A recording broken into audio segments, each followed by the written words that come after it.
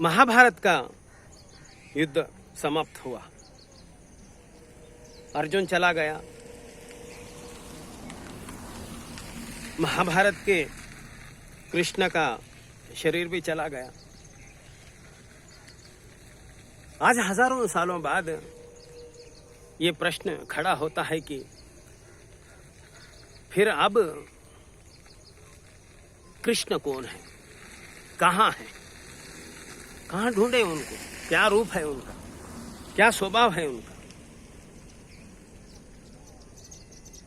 अगर कृष्ण सिर्फ महाभारत में जो अवतार में थे अगर वही थे, या फिर आगे वो कभी अवतार लेने वाले हैं, ये दो बातों को अगर हम सीमित रहे तो फिर अब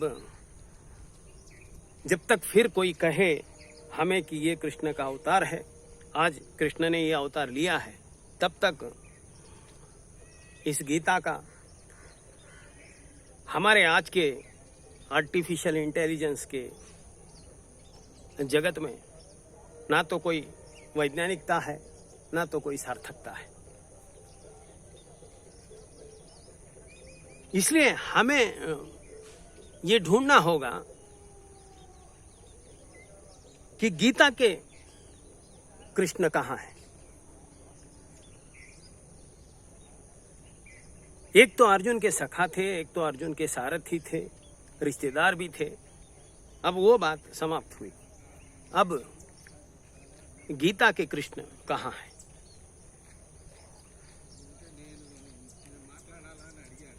इसका उत्तर गीता देती है।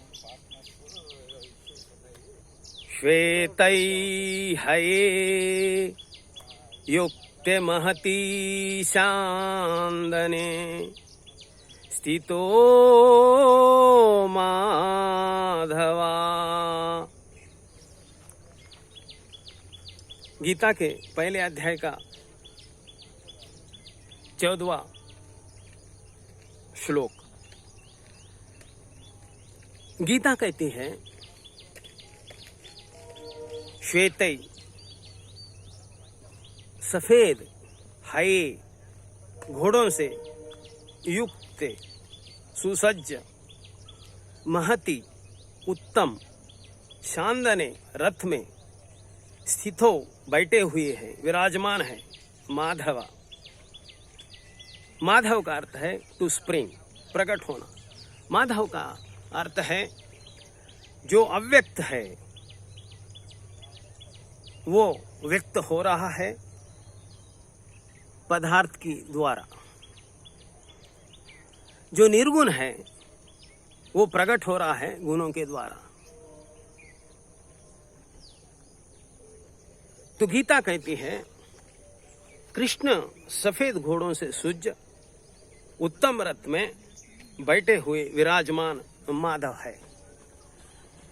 उत्तम रथ का यहाँ पर अर्थ होता है strong mind and healthy body.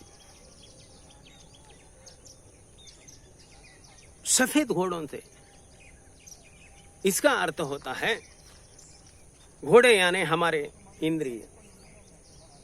सफेद क्यों? सफेद यानी अनकंडीशन्ड। जिस तरह हम बच्चे दुकान से नोटबुक लाते हैं तो उसमें कुछ लिखा नहीं होता, लेकिन जब नोटबुक समाप्त होती है तो उसे सब लिखा हुआ होता है।